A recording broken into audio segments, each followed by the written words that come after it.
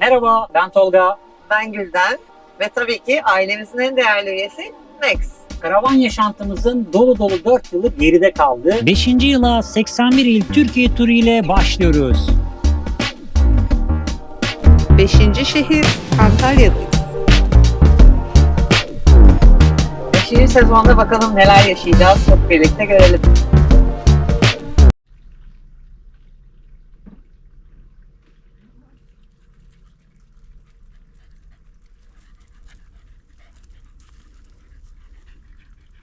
Ne oldu? Yanıma mı geleceksin? Gelemezsin ki.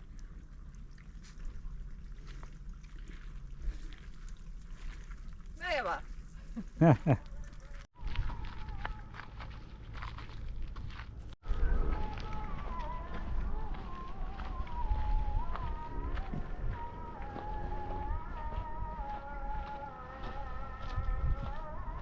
Antalya'nın cennet köşelerinden birinde Adrasan'dayız.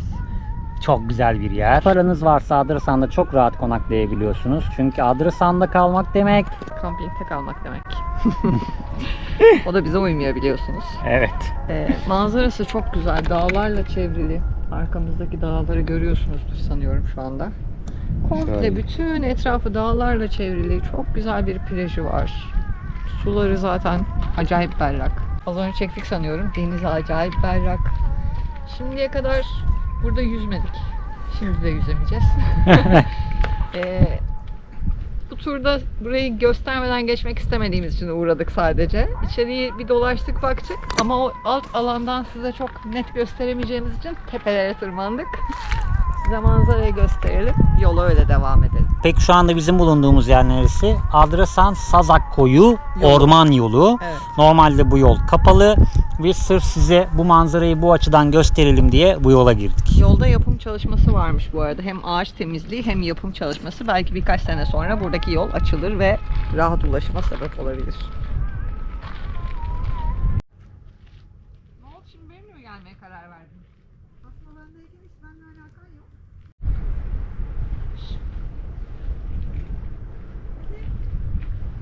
Gidiyorum ben.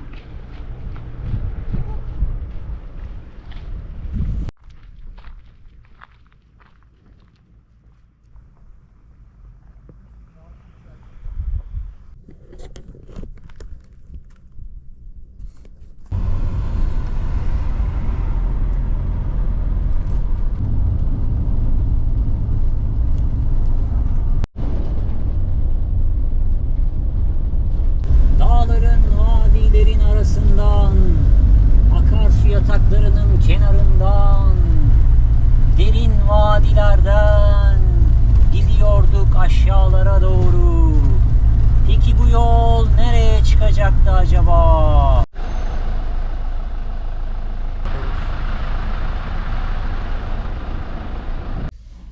Evet, Olimpos'a geldik. Geldik valla. Poposunu yediğim. Olimpos'a geldik. Geldik de.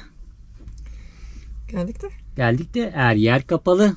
Evet. Sezonu bitirmiş buralar. İşletmelerin çoğu kapanmış. Evet. Pansiyonlar kapalı, butikler kapalı geçerken Evet, gördüm çok hepsi. nadir açıklar var. Evet. Ondan sonra bu gece buradayız. Evet, dinleyin, yarın gezeriz. Evet. Evet. Çöpler atıldı. Max gezdirildi. Ve ben geldim. Hoş geldin. Ya değil. Max de geldi.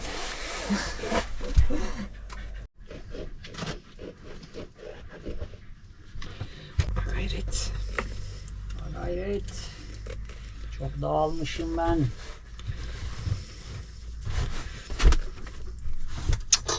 Çıkamadı.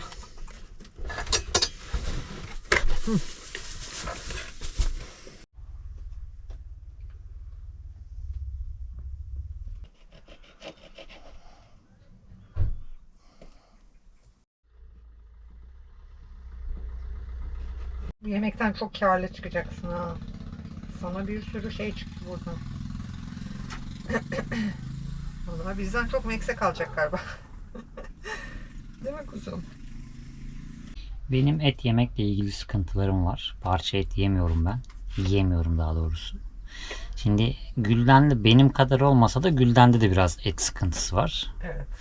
Ondan sonra neden et sıkıntımız var? Ben hemen göstereyim onu size. Yaklaşık yarım saattir falan ayıklıyorum sanırım. Evet, yaklaşık yarım saattir. Neyi ayıklıyor? Zaten kuşbaşı olarak kesilmiş eti ayıklıyor. Çünkü etin üstündeki o yağ tabakaları ya da sinirler ikimiz de kesinlikle sevmiyoruz. Yağ, sinir, ondan sonra zar. Onları sevmiyoruz. Onları da böyle ayırıyoruz ki Max'e vereceğiz. Şu tabak.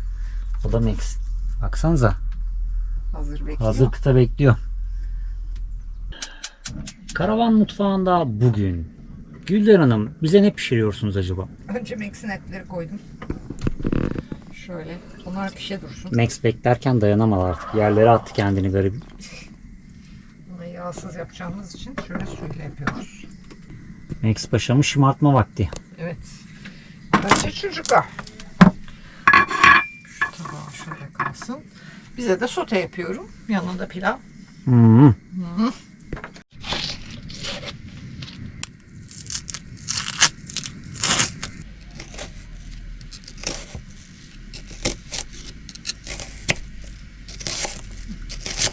Bak hiç böyle soğan kesmeyi gördünüz mü? Evet, bunlar rendelenmiş gibi falan olacak yani. O kadar küçük küçük kesiyoruz. Peki neden böyle bir şey yapıyorsunuz Gülden Hanım? Yemekte tadı olsun ama soğanın kendisi ağzımıza gelmesin. İçinde iyice erisin yemeğin diye. Böyle mini mini mini mini yapıyoruz. Rendeleyebilirdim aslında ama o zaman da çok sulanıyor. Eksin etleri pişti.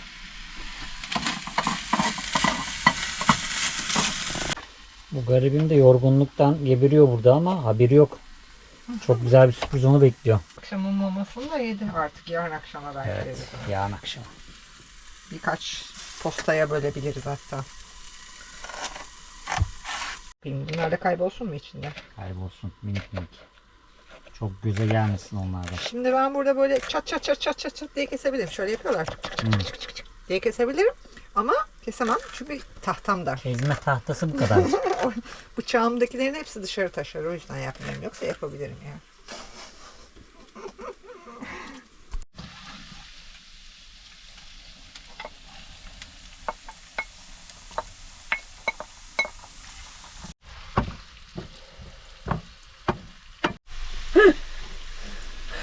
Çok neşeli yemek yapıyoruz. Ben bir yandan Antalya'daki arkadaşlarla yazışıyorum da. Malum Antalya'dayız. Mal- Herkes. Malum Antalya'da olunca herkes bir mesaj atıyor bir şeyler. Tolga sürekli telefonda. Ben de burada uğraşıyorum. Diyorum ki domates kesiyorum. Çeksin videoya diye. Tamam diyor. Ama çektim bak arkadaşlar gördü ne kadar güzel domates kestiğini. Evet. Doğru değil mi arkadaşlar? Hem de bakın kabukları soyulmuş domates. Herkes bunu böyle yapmaz. Bak bak şu işçiliğin güzelliğine bakar mısın? Bak bak bak.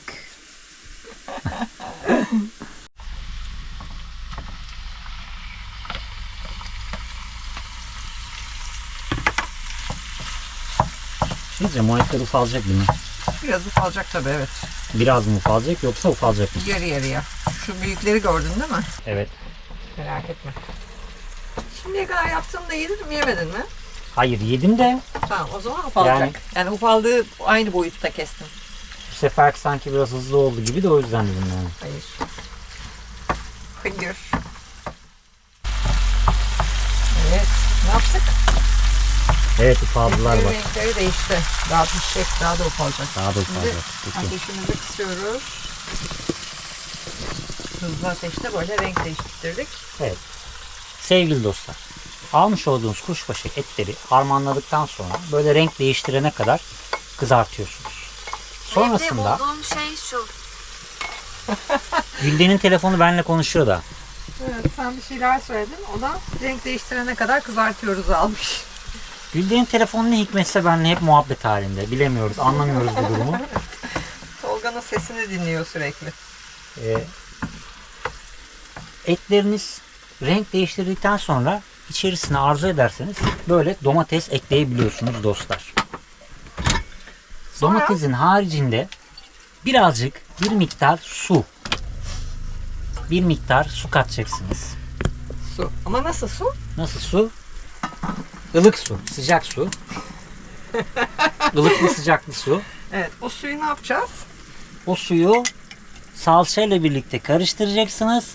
Sos gibi yapacaksınız onu. Salçalı su elde etmiş olacaksınız. Ve böylelikle yemeğinize ayrı bir mayhoşluk, ayrı bir enteresan tat. Bu yemekçiler cidden sıkıntılı insanlar ha. Gerçek söylüyorum ya. Böyle yemek tarifi mi verilir ya? Bu nedir ya? Şimdi etler yumuşak olsun diye baharatları hala koymuyorum içine. Evet. O yüzden böyle salçalı su hazırlayıp en son baharatlarla beraber salçalı suyu koyacağım. O arada da artık eti karıştırmaya bıraktım. Suyu salacak ve geri çekecek. Sonra tabii ben de gözükmem. Gözüküyorsun sen de. Şöyleydik bak. Tamam. O benim kafamdan dolayı. Etler suyunu salıp geri çektiğinde de tane tane lime lime yumuşacık etlerimiz olacak. Bu arada bu kendi kendine pişerken en son ben de pilav yapacağım. Sen de o arada masayı hazırlarsan her zamanki gibi. Baş. Teşekkürler.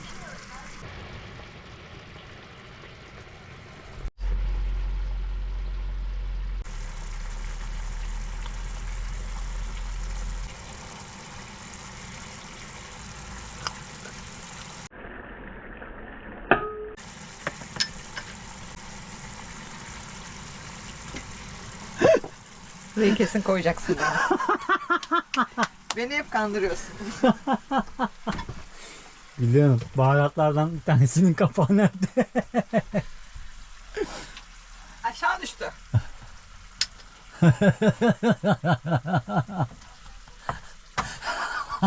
Baharat kapağı bu düşebilir ya. Baharat şişesi düşmesin önemli olan. Kesinlikle öyle. Evet, artık suyumuzu da koyuyoruz. Bu kadar yeter bence. Baharat ve salçanızı böyle karıştırırsanız sevgili dostlar, etleriniz sert ve kuru kuru olmaz. Ne olur? Etleri piştikten sonra, ya pişmeye yakınken bunları koyarsak olmaz. Yoksa en başta da koyabilirsin. Ha. En başta koyarsan sert olur mesela. Suyu soğuk koyarsan da sert olabilir. Zaten siz bunların hepsini biliyorsunuz. O yüzden bunları tekrar tekrar anlatmamıza gerek yok. Bunları buff'la anlattık, tişörtle anlattık, eşortmanlarla anlattık. O zaman dökelim hadi. Hadi bakalım. Hoş diye döktüm. Çok uzattık gibi. Bakalım. Şimdi bu suyunu çekerken artık karıştırmıyoruz, ellemiyoruz ve pilav yapıyoruz tabii ki bu arada. Peki. Tatlım, ben hazırladım bunu. Aa, nerede hazırladın acaba? Şurada. Şimdi Kamera arkasında. kamera arkasında neler dönüyor Cem Bey? Bu kahve fincanı. Evet. Biraz büyük boy bir kahve fincanı kullanıyoruz biz. Bu normal kupa. Büyük görüyorsunuz. Ama aradaki fark sadece bir bardak. Bir parmak. Bir parmak. Sadece bir parmak fark var. Çok saçma değil mi? Saçma. Çok Çünkü bizim kullandığımız kahve fincanı normal değil ki. Hayır ama baktığında o onun yarısı kadar bir falan gözüküyor Ha, yani. görsel olarak evet.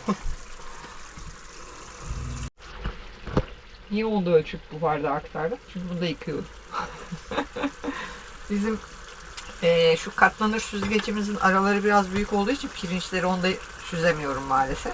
Evet. O yüzden böyle yıkayıp böyle elle süzüyorum.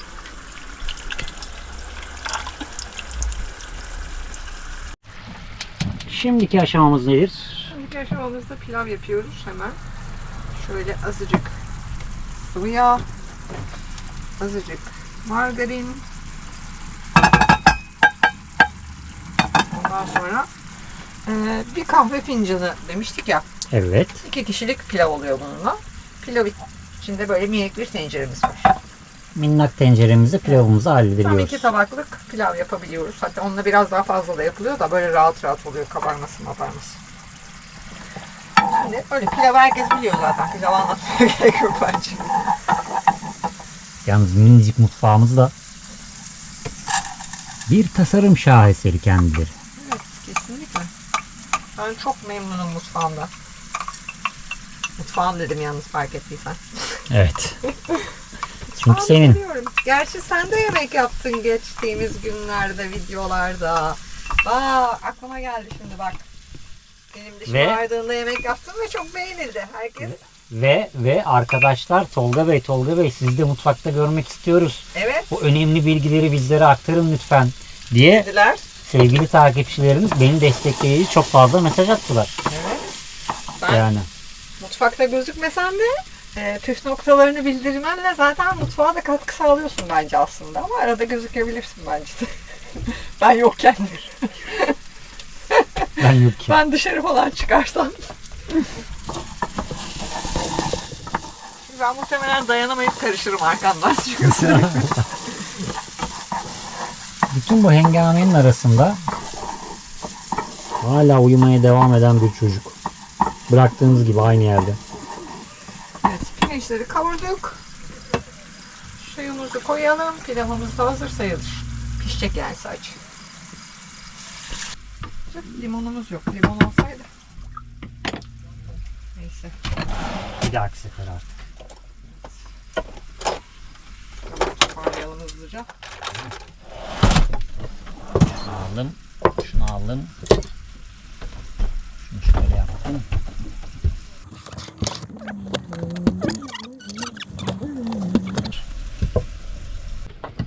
Bak bakalım olmuş mu? Allah. O nasıl bir sesti öyle? Koklarken kendinden geçti. Olmuş mu? Bence yakından çekmelisin, o ses gelsin.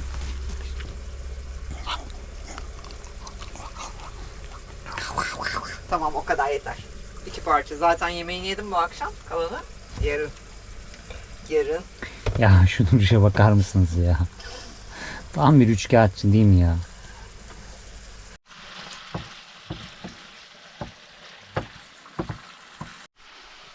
Açlıktan kendimizi oradan oraya attık. Saatler, günler, haftalar geçti. İşte öyle alt üst yarım saat oldu. Daha pilavımız yeni demlendi bak. 1,5 saattir bekliyoruz.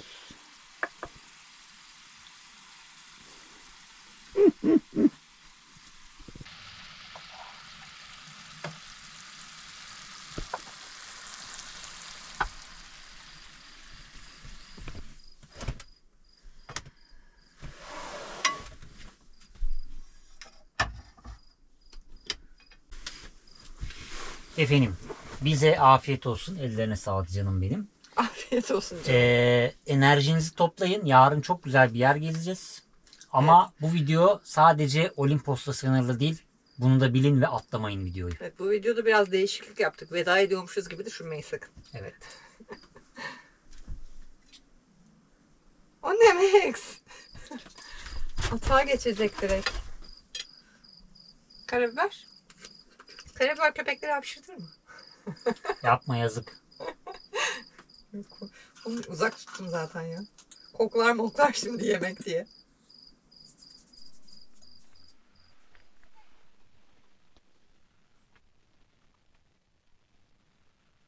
Dostlar sizin için birazdan, bizim için ertesi gün oldu. Evet. Şimdi, gidiyoruz şimdi? şimdi size kısa kısa Olimpos'u göstereceğiz. Görmeyenler için harika bir yer.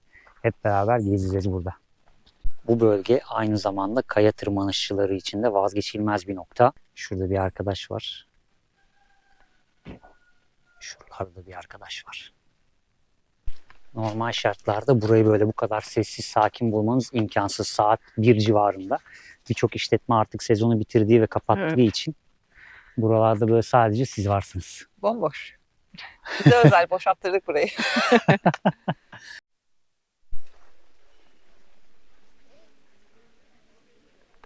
Yavaş. Olimpos Antik Kenti'ne hepiniz hoş geldiniz. Hoş geldiniz. Ev konforunda Olimpos Antik Kenti'ni gezeceğiz. Hazır mısınız? Çok güzel bir antik kent burası. Yani antik kent sevmeyen insanların bile bu bölgeye geldiğinde mutlaka ziyaret ettiği yerlerden biri. Biz de yıllar önce gelmiştik yine. Ama o zaman çalışmalar vardı. Bazı bölümlerini görmemiştik. Şuradaki kayaların tepesine falan da tırmanmıştık. Oradaki tepelere. Bu sefer oralara tırmanmayız herhalde. Bakalım sahile doğru yürüyeceğiz. Hem size çok güzel bir antik kent göstereceğiz hem de Olimpos sahilini göreceğiz.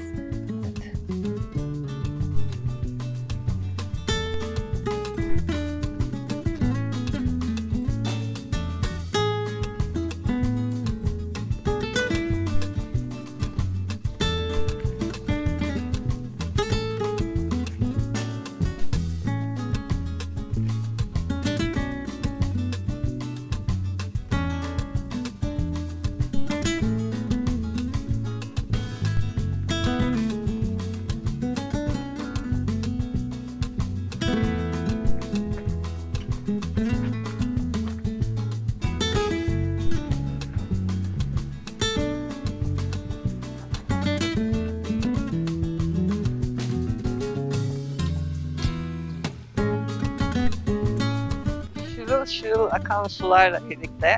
Çok güzel ya. Biz geldiğimizde buralarda böyle rahat rahat yürümek imkansızdı. Evet. İnanılmaz bir düzenleme çalışması yapılmış ve alan ferahlatılmış. Yapılara zarar veren ağaçlardan kısmi olarak kurtulunmuş ve daha gezilebilir bir hale almış. Evet, çok dar Güzel. patikalardan yürümüştük. Çok ağaçlar kapatmıştı her yeri. Yine böyle bir yağmur sonrası gelmiştik buraya. Evet. Çamur içinde yürümüştük. Bu sefer de yağmur sonrası ama biraz daha kurumuş haldeyiz.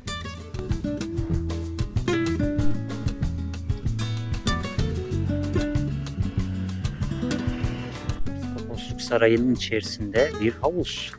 Evet, avludayız. Muhtemelen sıcak su havuzu çünkü kanallar var.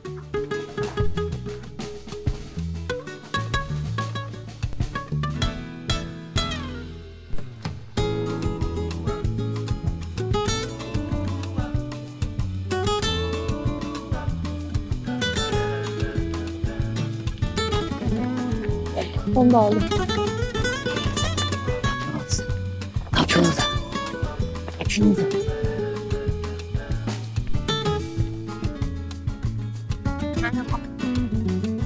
Bekle. Bekle. Biz bu bölgeye geldiğimizde şu an içinde bulunduğumuz bu dere yatağında su vardı. Bayağı su vardı hem de. Yani burada bir köprüyle karşıya geçiş sağlanıyordu. Ama şu anda yürüye yürüye geçiyoruz karşıya.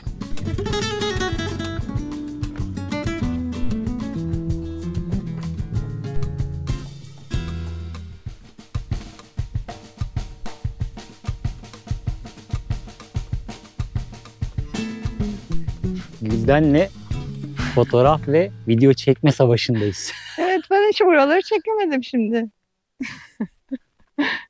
Ama Çok çekmek güzel istediği yer değil manzaraya ya. bakar mısınız? Bakın. Bakın şöyle bir yer. Antik kent doğanın içinde resmen. Böyle alanlarda geziyorsunuz. Karşınıza ne çıkıyor? Tabii ki böyle muhteşem eserler. Burası da 9 nolu kilise yapısıymış.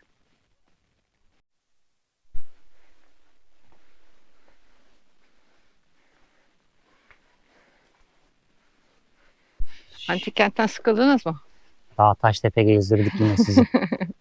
Ama bu antik kentin şöyle bir özelliği var. Bu antik kent enteresan bir yere açılıyor. Hazır mısınız? Antik kent muhteşem bir plaja açılıyor.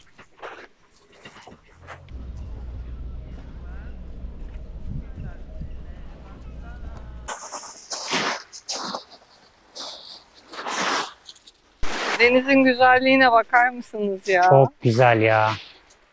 Yani gel diyor, atla içeri gir. Güzel manzara bulunca Max. Hemen keyif. Max gibi oldu.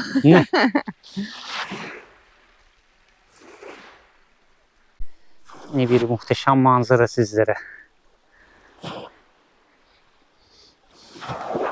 Şu taraftaki sahil Çıralı sahil. Tam şu karşınızdaki yer Olimpos Kalesi. Şuradaki güzellik bizimkiler. Ve bu taraf.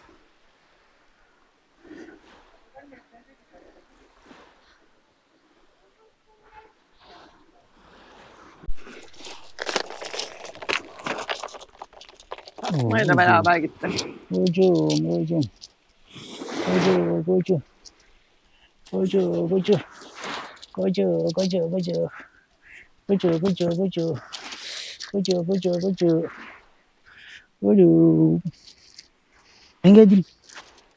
Ben geldim. Çünkü bende ne varmış acaba?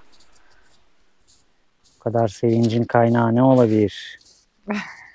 Eşek herif.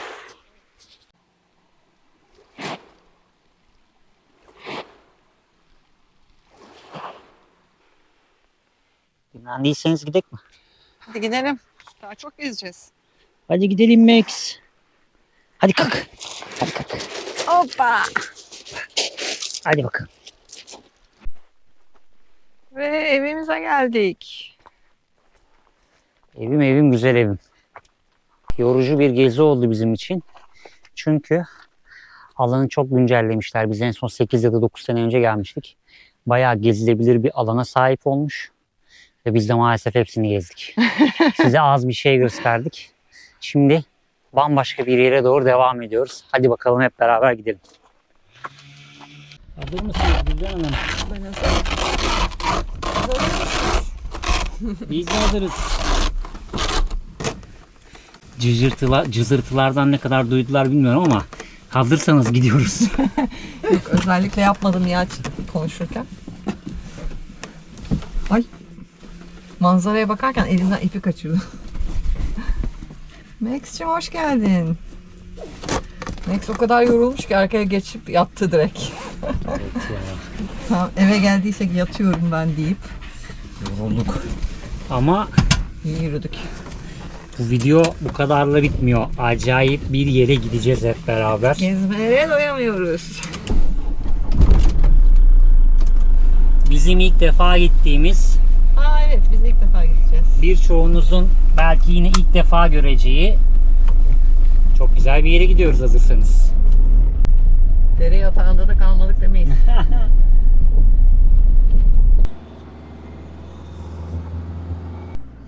Antalya'nın en sevmediğim yeri bu şeridin yolları. Çünkü Evet. işte Olimpos'a gitmeniz için çok fazla rampa iniyorsunuz ve rampa çıkıyorsunuz. Çıralı'ya gitmek için keza aynı. Adrajan'a gitmek için aynı. Yani şu burun bölgesi beni benden alıyor. Olimpos'tan Çıralı'ya sahilden yürürseniz 1 kilometre yok. 1 kilometre Yani yok o sahil kayayı zaten. geçiyorsun hemen Çıralı. Ama karadan gitmeye çalıştığında 20 kilometre dağlara tırmanıyorsun ve geri iniyorsun. Evet.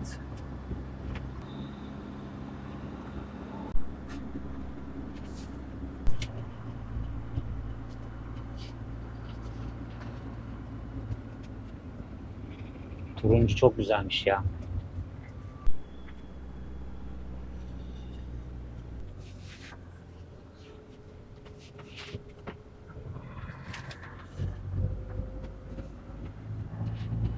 Çok korkutucu dönüşler.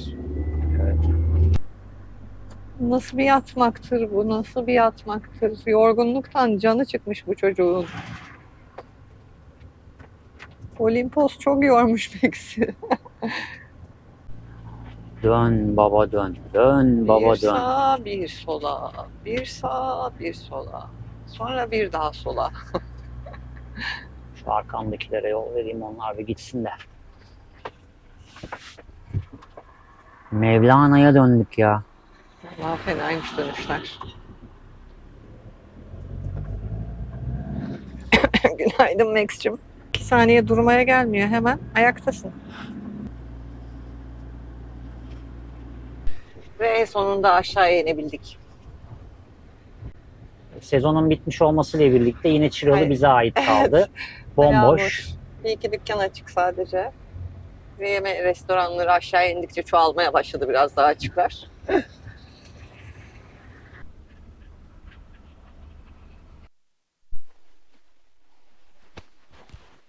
Hazır mıyız? Hazırız. Esas siz hazır mısınız sevgili ekran başındaki dostlarımız? Dünyada eşi benzeri çok az rastlanan muhteşem bir yere gideceğiz. Nasıl bir yerdeyiz? Bu sefer Max almadık yanımıza. Öncelikle onu söylemek Kamera niye istiyorum öyle ben. çekiyor? Kameranın öyle çekmesi hiç önemli değil. Ben onu ayarladım. Bu sefer Max'i yanımıza almadık. Evet. Çıralı sahilinde, Çekek bölgesindeyiz. Harika bir alan.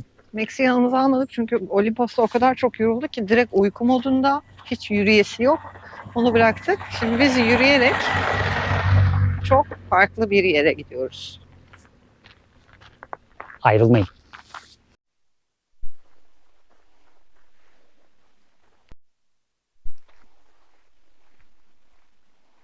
Karavanın içine yerleştirdiğimiz eski bir telefonumuzla Max'i izleyebiliyoruz. Normal şartlarda güvenlik kamerası olarak kullanılan bir uygulamayı biz Max'i gözetleme kamerası olarak değerlendiriyoruz. Karavandan ayrıldığımızda kamerayı geniş açılı bir yere koyuyoruz. Uygulamayı açtığımız zaman telefonun kamerasından Max hareket ettiğinde zaten hemen bildirim geliyor. Ve biz de istediğimiz zaman uygulamanın içine girip Max ne yapıyor, ne ediyor, durumu nedir görebiliyoruz. Kaçını göstereyim diyecektim tam. Ön tarafa geçti. Ön taraftan şuradan mutfaktan yatağa geçti az önce. Mutfağa çıktı ya. Biz Eşek yokken bunu sıpası. yapıyor. Biz varken asla yapmıyor ama biz yokken yapıyor. Üçkağıtçı Max. Biz varken koltuktan yatağa atlıyor. Mutfağa asla yaklaşmıyor ama biz yokken bak. Bakın gördünüz mü? Gördün mü? Eşek sıpası. Masada ya. Oraya yatıyor ve oradan bizi bekliyor. Manzara seyrediyor. Üçkağıtçı. Bak. Bu uygulamanın kötü yanlarından bir tanesi. Normalde sizin hiç fark etmediğiniz yaramazlıkları şimdi uygulama her hareketinde size bildiriyor oluşu. Gülden telefona bakmaktan yürüyemiyor. 2 kilometre yolumuz var. Bütün sırlarını çözdük. Biz yokken neredeyse hiç mutfaktan ayrılmadık. O kadar yorgun dedik. Kalkmıyordu yerinden. Hepsi numaraymış. Yalnız manzaramızın da güzelliği. Çok güzel bir yerden gidiyoruz. Şöyle güzel bir manzara eşliğinde halen daha yürümeye devam ediyoruz. Evet. Az kaldı ama. Gökyüzü, gün batımı güzel olmuş bir yerlerde. Göremiyoruz biz güneşin nerede olduğunu ama bulutlar da çok güzel gözüküyor. Ay, dengem karıştı. Yalnız manzaramızın da güzelliği de. Kaçıncıya diyorum bu kelimeyi bilmiyorum ama. Ama çok güzel. Yani gökyüzüne bakmaktan düşeceğiz birazdan. Yalpalaya yalpalaya yürüyoruz. Öf.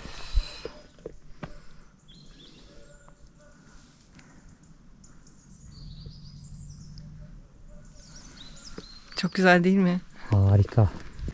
Çok güzel. Renklerin uyumu hani kamerada nasıl ayarlayabilirim size bunu bilmiyorum ama inanılmaz güzel görünüyor şu an Çok gökyüzü. canlı. Ve Dağları, sahil milli parklar, Yanartaş'a geldik. Hazırsanız bir tırmanışla yolumuza devam edelim. Evet, yürümeye devam. Olmayan yollardan yürümeye devam ediyorduk. Artık geldik 60 lira şu an itibariyle. Kişi başı Kasım ayı ortaları kişi başı 60 lira. geçerli değil. Kredi kartı geçerli değil. Yok, kredi kartı POS vardı. Var mıydı? Ama müze kartı gibi bir şey yok. Nakit. Canlı, yapıyorlar. cash. Böyle bir yol. Terlikle gelmeyin. Gittiğimiz yol değil. Bizi takip etmeyin. Yol diye şurayı ayırmışlar size. Ama buradan çok daha rahat bir patikaya sahipsiniz. Kendi yolumuzu çiziyoruz.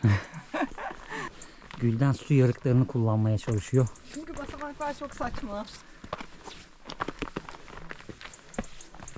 Basamaklar yolu daha da zorlaştırıyor.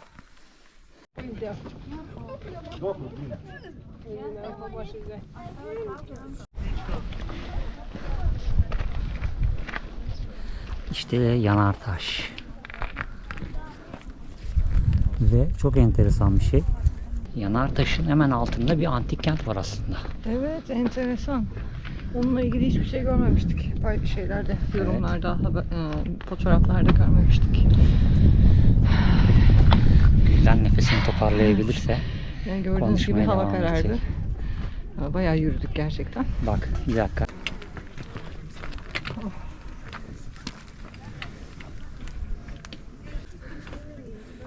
Ve bak ışık aslında yok ha. şeyin ışığı, Evet. alevlerin ışığı aydınlatıyor bizi. Ve uzaktayız. Ve yukarı doğru devam ediyor aslında. Evet, yukarıda da var bir grup bayağı ateşin başında. 2-3 tane görüyorum.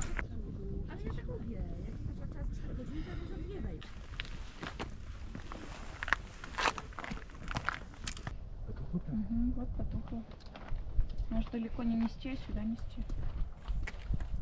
Sen burada nasıl oturdun? Sürekli üstüme geliyordun.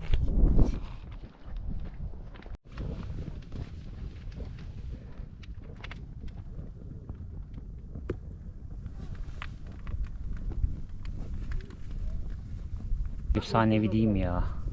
Şuraya baksanıza. Birkaç farklı noktadan. Bazıları çok ufak. Bazıları çok yüksek. Çok enteresan. Buraya gece gelin. Manzara daha da büyüleyici. Gündüz çok dikkat çekmiyor bu ateşler. Bu kadar yansa bile aydınlıkta. Çok iyi. Bakalım. Bize tut. Bir saniye, Evet. ışığımızı deniyoruz. Bu ışığı sonra göstereceğim size. Şimdi inelim aşağıya. Max'ten ses soluk yok. Uyudu muhtemelen. Evet, baktım kamerada gözükmüyor. Uyuyor. Evet. Sizin için bir an ama bizim için yaklaşık 40 dakikalık bir süreç ve Evet. karanlıkta gideceğiz. Şu karanlıktan aşağı ineceğiz. O geldiğimiz yolları direkt kapkaranlıkta aşağı ineceğiz. Şu karanlığın içine doğru kaybolacağız. Karavanda görüşürüz. Bizi bekleyin. Karanlığın içinden bir şeyler geliyor. Zifir karanlık derken boşuna öyle demiyorduk. Bakın. Kameranın önünü falan kapatmıyorum ama bak. Şöyle aydınlatayım burada da da böyle gülden. gözüksün. Ormanın içindeyiz şu anda. Şöyle bir taş yol. Ama bu taş yol insanlar yürümesin diye yapılmış. Evet ya, çok zorlaştırmış yolu. Toprak olsa daha kolay yürünecek halde. O yüzden yanlarda bulabildiğimiz patikalardan yürümeye çalışıyoruz. Onu böyle tutarsam ben bir şey göremem ki. Ben en iyisi kamerayı kapatayım. Evet. Sağ Yoksa- salim inelim aşağı. Yoksa gidemeyeceğiz. Siz de bu videoyu izleyemeyeceksiniz. Arkayı gösterebilecek miyim dedim ama hiç. Yani hemen Nereye? şurası aslında 2 metre Ağaç. var, yok ağaç var arkamızda ama o bile gözüküyor. Hemen önümüzde. Onu gösterebiliyorum size kamerayla. Şurası taş. Korku filmi gibi olduk. Hadi gidelim. Şu basamaklar. Oo.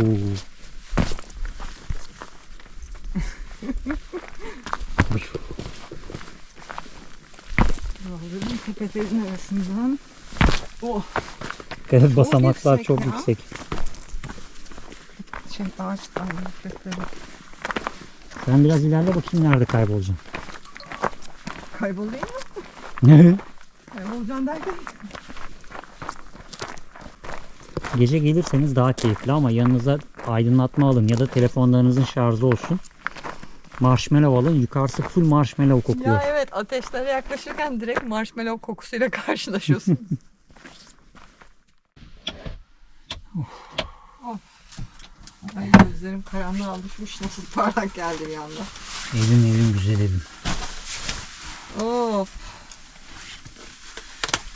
Saat... Saat 8'i 5 geçiyor. 1 nokta mı? 1.8 kilometre buradan o Yanartaş giriş kapısının olduğu yer. Hı hı. Ondan sonra 1 kilometre de yukarı 3'te. 2.8. 2.5 desem 5 kilometre. 6 kilometre oluyormuş. Sadece akşam yürüyüşü bu. Bence oradaki ölçüler hiç doğru değil. Hiç doğru değil bence. Hepsi yanlış. Hepsi yanlış onların. İnsanlar vazgeçmesin diye az yazıyorlar buralara. Yemek. Yemek. Yaşasın yeme. Hayır, ben daha inandırıcı devrildim. Devrilemedim çünkü. Sen devrilemedin bile. Evet, Çıralı. Çok güzel. Yanartaş mükemmeldi. Evet, gerçekten biz özellikle akşam saatlerine gitmek istedik ki o ateş daha canlı gözüksün ama Evet. bayağı çok vardı ateş. Evet bayağı vardı ya. Max'i de o yüzden götürmedik aslında. Çünkü geri dönüşte karanlığa kalacağımızı tahmin ediyorduk. İyi ki de Aynen. almamışız bu karanlıkta.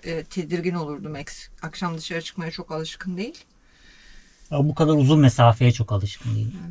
Hani Karanlıkta dışarıda vakit geçirmiyor. Evet. Mesela biz dışarıda oturuyor olsak bile Max karavanın içine içeri giriyor. giriyor. Aynen öyle. O yüzden çok şey yapmazdı yani. Evet, yemek diyorsun değil mi? Yani her halükarda yiyeceğiz. Max o kadar evdeydin. Şuraya bir şey pişiriverseydin bize. Ne güzel olurdu. Kocuğum. Gel. Eşek sıpam gel. Allah. Ay geçmedin. Bana bak bana. Bana bakma, Gülcan'a bak. Buradan mı geçiyorsun sen biz yokken? Gördüm ben onları. Evet. Gördüm. Masaya da çıktığını gördüm. Çok ayıp. Mutfağa çıkılır mı Max? Evet oraya da çıktın. Oraya çıktın hadi onu anladık. Oradan bakarsın diye de camı açık bıraktık sana zaten. Ama mutfağa çıkmak nedir? Bak burada hep tüylerin Evet. kalmış. Olur Nasıl mu? olacak şimdi? Olur mu? Mutfağa çıkılır mı hiç? Çok ayıp. Sen biz yokken yaramazlık yapıyormuşsun. Onu da gördük. Çok ayıp.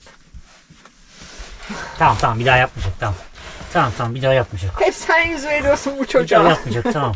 Bir daha yapmayacak. Yahu dur. Evet. Evet öyle yaramazlıklar yapılmaz öyle. Değil mi kuzum? Öyle yaramazlıklar yapılmaz öyle. Yapılmaz. Mutfağa çıkılmaz. Eşek sıpası. Sonra ne güzel yattın dinlendin ama değil mi? Evet artık uyuyabilirsin biz geldik. Sen uyuma ama yemek yiyeceğiz daha. Ben şurayı bir sileyim mutfağı. Ama bir dakika bir şey diyeceğim bak, yastığım çok güzel ama. Evet. Sen şimdi. Kemik mi vereceksin Gülden? Sen o kadar gerçekten uslu durdun. Arada mutfağa çıkmış olsam da hadi onu görmeyelim bu seferlik. Çok Oo. uslu durdun çünkü.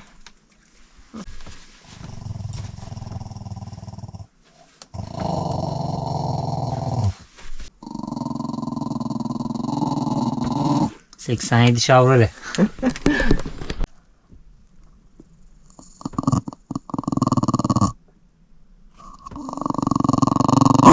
Ay ben de korktum. Max hepimizi korkuttun. Ben alabilir miyim? Bana verir misin kemiğini? Bana verir misin? Vermez misin bana da? Bana hırlamak yok ama. Verir misin? Elim burada bak. Ver. Tamam verme. Verme say.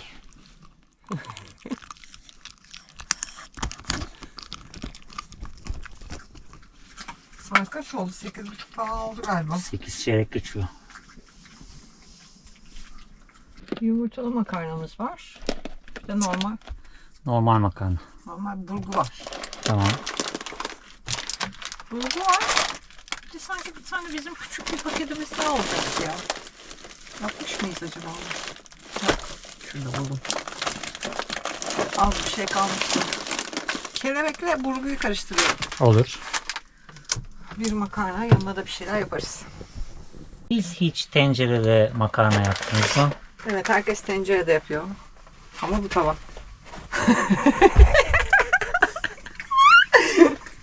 İşte ne kadar yorulduk bugün. Bunların hepsi sizin için. Bir günde 2 devasa yer gezdik. Evet ya. Yani aslında bu şöyle Çıralı'yı yarına bırakmayı düşünüyorduk. Ama sonra akşam daha güzel olacağını düşününce o yorgunluğun üstüne bir de Çıralı Yanartaş'ın girişinde Milli Park girişine kadar araçla gidebiliyorsunuz bu arada. Evet. Ama biz karavanı kıpırdatmayalım yürürüz ne olacak dedik. 1 kilometre daha fazla yürürüz dedik de 2 kilometre daha fazla yürüdük. Çok zordu. Ama Evet. güzeldi. Ya yürümek Güzel, için güzeldi. taş yapmışlar, yol yapmışlar. Yapmayıp doğal haliyle bıraksalarmış daha güzel Evet olurmuş. çok daha yorucuydu Evet. taşlarda. Nefes darlığınız varsa, astım hastalığınız varsa dikkatli olun. Çünkü gerçekten o son çıkış yoruyor insanı. Evet, dikleşmeye başlıyor bir yerden Evet. sonra ve o basamak aralıklarını yüksek yaptıkları için sürekli yüksek adımlar atmanız lazım. O birazcık fazla yoruyor aslında belki de. Ve özellikle gece gidiyorsanız mutlaka yanınızda el feneri bulundurun. Evet. Ya da telefonunuzun şarjının ya da ışığının çalışıyor olduğundan emin olun. Çünkü gerçekten zifiri karanlık ve hiçbir aydınlatma yok. Karanlıktan nasıl geri dönersiniz bilmiyorum ama yani gündüz aynı hissiyatı, Yok, aynı gündüz etkiyi aynı yaratmaz. etkiyi vermez. Gece oranın yani ya da hava kararmak üzere Evet. gidin ki en azından oradaki o atmosferi daha anlamlı yaşayın. Çünkü aşağıya doğru da inanılmaz bir Çıralı manzarası var. Evet. Biz çıkarken Müthiş. gördük nispeten. Yani kışın da gelebilirsiniz yazın gelmekten ziyade. Orada ısınırsınız. harika bir atmosfer. Taşlar Mutlaka bayağı deneyimleyin. sıcak sıcaktı yani. Ben öyle evet Ateş. ateş çıkıyor ama yani üstü taşlarla kapalı olan yerlerde o kadar şeyden geldiğini düşünmemiştim yani. Böyle yandan geldiğini düşünmemiştim. Dipten geliyor. Çok güzeldi. Çok fena. Ama video bitiyor mu? Bitmiyor. Bitmiyor. Bu video bitmiyor. Öyle kolay kolay bitmeyecek bu video. Çünkü Çıralı'ya kadar gelmişken belki de Antalya'nın en güzel bu denizine, bu kıyısına, bu sahiline denize girmeden olmaz. Evet. Ve bulunduğumuz bölgede bir burun söz konusu. Kanoyla oraları görmeden, sizlere göstermeden bu videoyu kapatamayız. Yarın hava çok güzel. Yani bulutlu değil, güneşli. Çok sıcak da değil gibi Evet. gözüküyor. İnşallah denizde durgun olursa bakalım yarın deniz keyfi yapacağız. Çok keyifli olacak. O yüzden videoyu atlayarak geçenler ve tamam ya bunlar ikinci yemeği de yaptı işte kapatacaklar zaten kapatayım diyenler çok şey kaybeder. Zaten bunu daha da göstermeyeceğim. Makarna, nugget. Onu kaynatıyorsun, bunu pişiriyorsun. Hepsi bu. Yani bunları size defalarca anlattık. Daha da anlatmamıza gerek yok diye Evet, düşünüyorum. evet, veda etmiyoruz yani akşam oldu diye Evet. öyle düşünmeyin. Şimdi enerjinizi yüksek tutun demiştik size. Enerjinizi yüksek tutmaya devam edin. Kahveleri bitirenler, kahveleri bittiyse tazelesinler. Çaylarını bitirenler, çaylarını tazelesin. Harika bir Çıralı devamı geliyor. Bir şeyler olacak yani. Çok güzel şeyler olacak. Merak etmeyin. Evet, siz çaylarınızı, kahvelerinizi tazelerken biz dinlenelim. Yarın bomba gibi tekrar az sonra yani karşınıza çıkalım.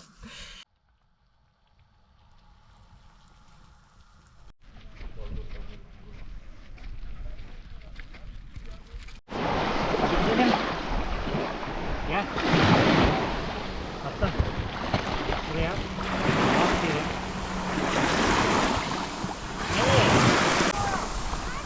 Otur hadi otur. Evet. Hadi ananı da alalım. Otur orada. Hazır mıyız?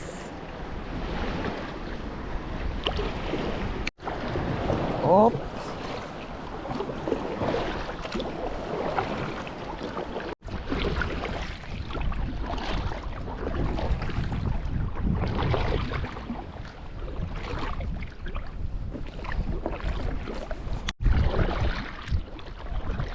Dağlar ne kadar güzel gözüküyor denizden.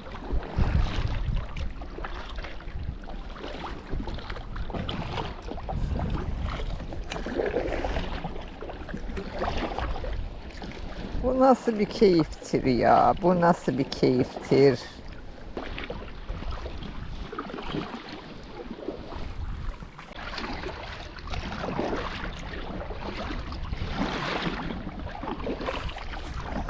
Şu karşıdaki teknenin olduğu yer maden koyu değil mi? Adası diyecektim. Maden koyu.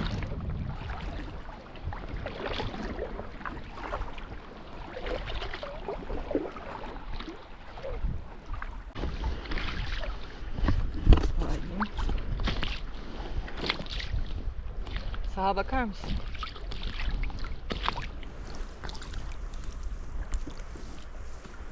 Çok güzel manzaralar var. Baba Dağ mıydı karşıdaki? Tahtalı. Tahtalı. Tahtalı manzaramız. Tahtalı manzaramızı alamıyorum bu tarafta. Evet şimdi gözüküyordur.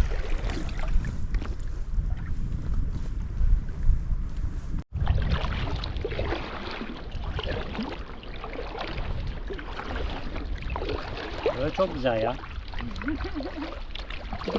Dalgalara dikkat. Yalnız neyse hep ben akıntıya karşı kürek çekiyorum.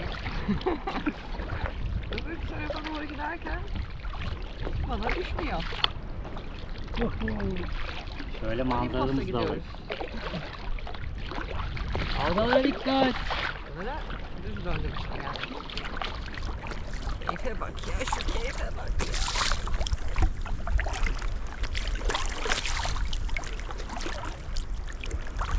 Evet. Evet. Antwerp'le deniz keyfisi. Evet, Antalya'da galiba bol bol kana göreceksiniz. Dayanamıyoruz her bulduğumuz güzel denizde.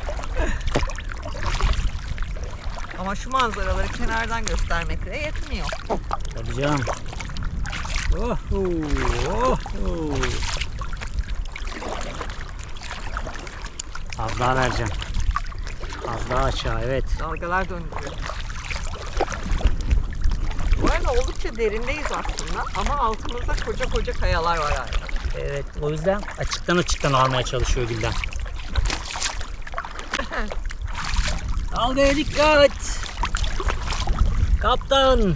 Kaptan Jack Sparrow. Of, sağımızda kocaman bir kaya var. O yüzden uzaklaş buralardan. Yaklaşıyorum. Uzaklaş buralardan. Bu kadar büyük kaya. O 3 boyutlu 360. 360'ımız olsaydı mesela koyardık bunu ön tarafa. Size müthiş manzaralar izletebilirdik. Onu da alırız inşallah. Hadi bakalım. 360 olursa çekimlerimiz çok daha Enteresan olur. güzelleşecek. Evet. Düşünsene şu manzarayı size bir anda gösterebileceğiz tamamen. Evet.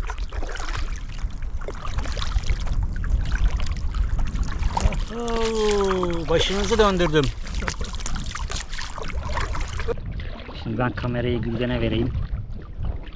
Buradan dönelim birazcık. Acıkın. Çok açıldık. Aslında deniz oldukça hareketli ama şey değil. Hadi boş durmayın, çekin kürek. Ekran karşısındaki sevgili dostlar.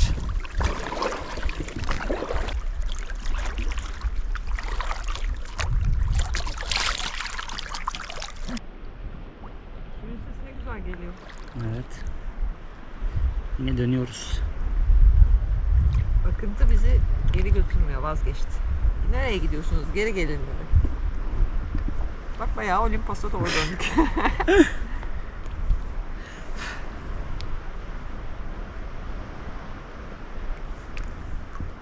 Çok güzel değil mi ya? Hiç ses yok.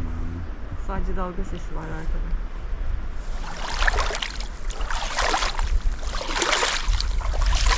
Şöyle biraz arka manzarayı değiştireyim. Böyle de olur ha. Böyle sağ sol. Tamam da ben düzeltmeye çalışırken Arka manzarayı nereye göstereceksin? Arkamız bomboş deniz oldu. şöyle yapacağım. Ha. Hop, çok güzel sallanıyoruz. Bir şey değil mi? Açıkta su daha sıcak ha. Kıyı daha Evet. soğuktu. Uçak gidiyor bak.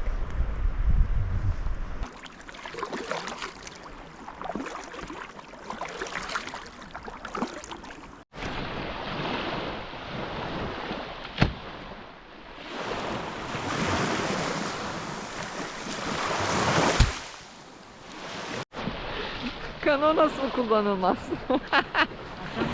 Ne yapıyorsun?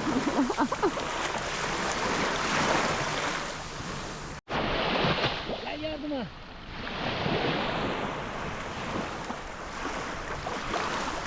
Taş dikkatini dağıtana kadar her şey yolundaydı. Evet. Gel buraya. Hadi git Tolga'ya. Taşı çekiyoruz lan.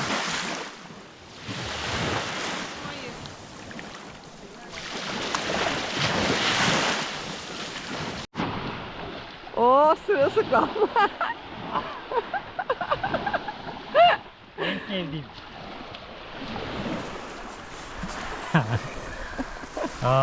Kano şelalesi. Hadi bakalım.